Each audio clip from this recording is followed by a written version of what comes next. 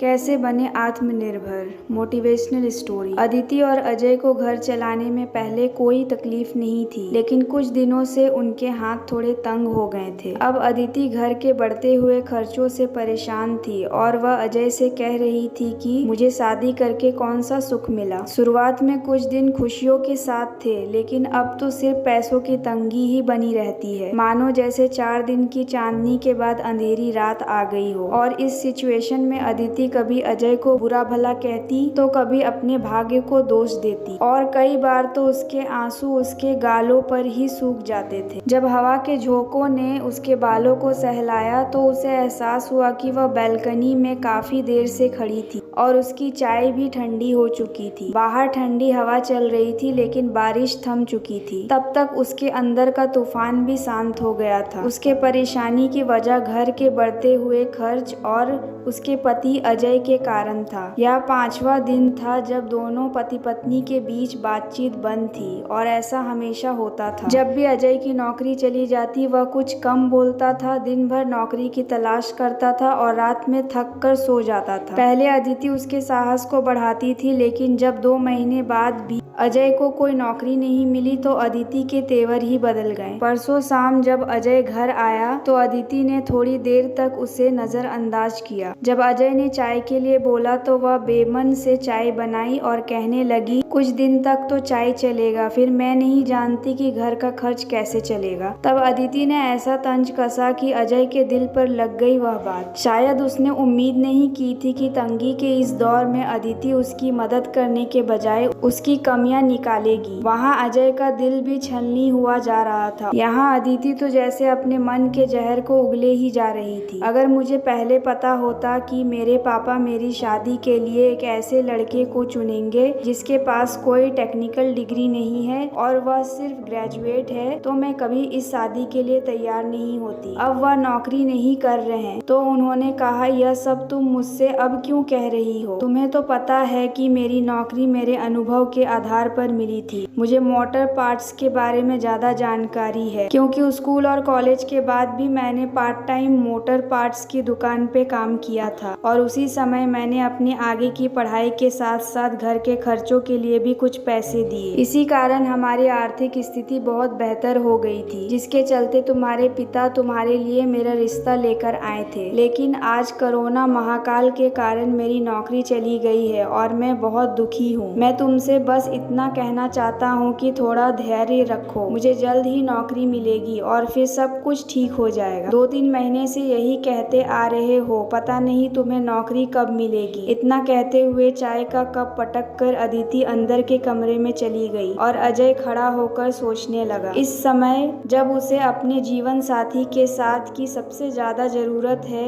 ऐसी स्थिति में अदिति इस तरह का व्यवहार कर रही है, इसका मतलब है कि वह शायद अपने पति से प्यार नहीं करती, क्योंकि प्यार करने वाले हमें मुश्किल समय में अकेला नहीं छोड़ते और उनका अपमान भी नहीं करते। अदिति का अजय के साथ इस तरीके का बर्ताव देखकर लगता है कि शायद उसने अजय से शादी सिर्फ अपने खुद के सुख के लिए की थी, और शायद उसे अजय की नौकरी और उसके आकर्षक व्यक्तित्व से गलतफहमी हो गई कि अजय के पास बहुत सारी डिग्रियां हैं। वही अजय ने अपनी मेहनत और संघर्ष के बल पर यह सब कुछ प्राप्त किया था, और कंपनी में कम स्टाफ होने के कारण इस समस्या का सामना करना पड़ा। अजय के पास सिर्फ अपने अनुभव के अलावा कुछ डिग्री नहीं थी, इसीलिए उसे नौकरी से हाथ धोना पड़ा। लेकिन यह सभी चीजें अदिति को शादी और जीवन साथी को समझाने में मदद नहीं कर रही थी। जब 2 लोग शादी करते हैं तो वे दोनों सुख दुख के साथी बनते हैं और एक दूसरे के साथ हमेशा देने के लिए तैयार होते हैं। इसके बावजूद अजय ने अदिति को कभी गलत नहीं समझा, लेकिन यह सब बातें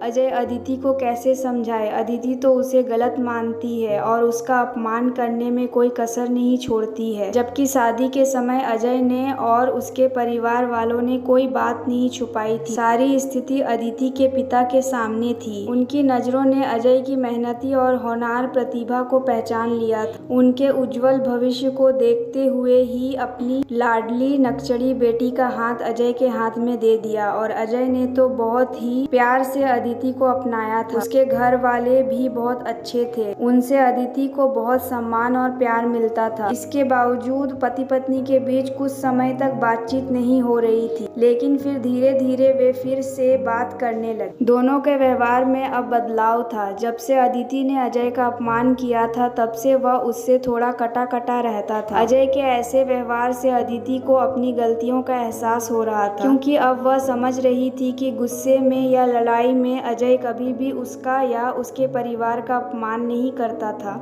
अजय पूरी कोशिश करता है कि वह ऐसा कुछ ना कहे जिससे अदिति को दुख पहुंचे। एक दिन अदिति अपनी सहेली सुधा से मिली। उसने अदिति को समझाया कि अगर अजय आर्थिक समस्याओं से गुजर रहे हैं तो अदिति तुम एक नौकरी ढूंढ लो, इससे तुम अपनी शिक्षा का भी सही उपयोग कर सकोगी और घर के खर्चों में भी अपना योगदान दे सकोगी। सुधा की बातों ने अदिति को प्रेरित किया। उसे सिलाई में भी रुचि थी और उसके पास फैशन के अनेकों आइडियाज भी थे। सुधा ने अदिति की रुचि को देखकर उसे अपनी एक जान पहचान के एक महिला के बुटीक में काम दिलवाने में मदद की। जब अजय सुबह अपने ऑफिस जाते थे तो अदिति बुटीक में काम करने जाती और शाम को वापस आ जाती। उसने 4 महीने काम किए, फिर एक 6 महीने का कोर्स करके अच्छी नौकरी की तलाश में लग गई। वह अजय को सरप्राइज देने की सोच रही थी। अब दोनों काफी व्यस्त थे, इसीलिए उनके बीच झगड़े भी कम होते थे। अब अदिति अजय का अपमान भी नहीं करती थी और यही काफी था अजय के। इससे उनके घर में शांति बरकरार रहती थी। एक और अदिति अपने काम में व्यस्त थी और दूसरी ओर अजय के कुछ महीनों के प्रयास के बाद एक बड़ी मोटर कंपनी में नौकरी प्राप्त की। अब वह नौकरी के साथ अपनी शिक्षा को भी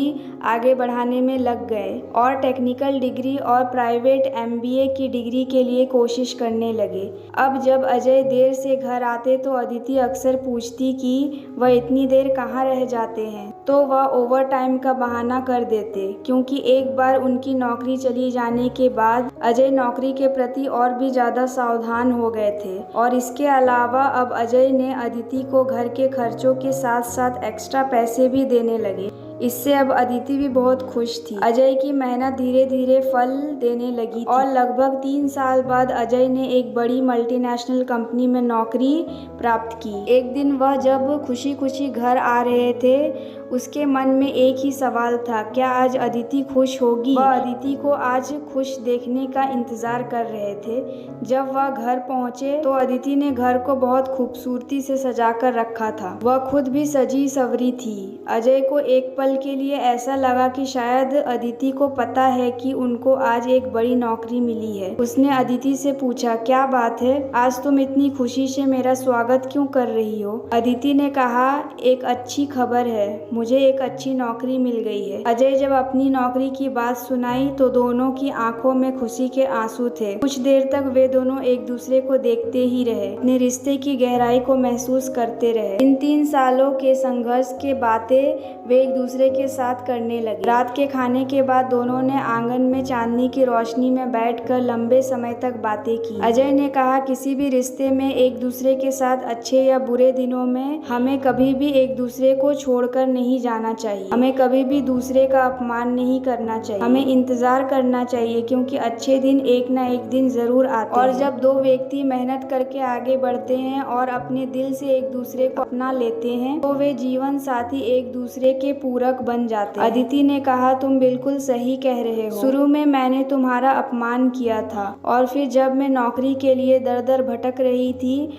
और मुझे बहुत मुश्किल से नौकरी मिली, तब मैं तुम्हारा दर्द समझ पाई हूँ। हो सके तो मुझे माफ कर देना, अदिति ने कहा। इस तरह दोनों पति पत्नी ने एक दूसरे से माफी मांगी और समय के साथ वे एक दूसरे के साथ और भी अच्छे से रहने लगे। इस दौरान उनका प्यार पहले से भी ज्यादा मजबूत हो गया था। जीवन साथी के साथ यही होता है, कभी कभी ऊंच और नीच हालातें हो सकती हैं, लेकिन हम हमेशा अपने साथी का साथ देना चाहिए, प्यार से और प्रोत्साहन से आगे बढ़ने के लिए। तो मन में नकारात्मक भाव रहेंगे और जो इंसान अपमान करता है उसके प्रति हमेशा एक गलत भावना रहेगी। इसीलिए प्यार से एक दूसरे की कमजोरी नहीं बल्कि एक दूसरे की ताकत बनना चाहिए, तभी यही मायने में जीवन साथी का साथ निभा पाओगे। शादी किए हैं तो इस रिश्ते को बहुत जिम्मेदारी के साथ निभाना चाहिए, तभी यह रिश्ता फल फूल सकता है। आशा करती हूँ यह वीडियो आपको पसंद आया होगा। इस वीडियो पर आपकी क्या राय है हमें कमेंट करके जरूर बताएं। वीडियो पसंद आया हो तो लाइक और शेयर करना बिल्कुल ना भूलें। चैनल पर नए हो तो चैनल को सब्सक्राइब जरूर कीजिए।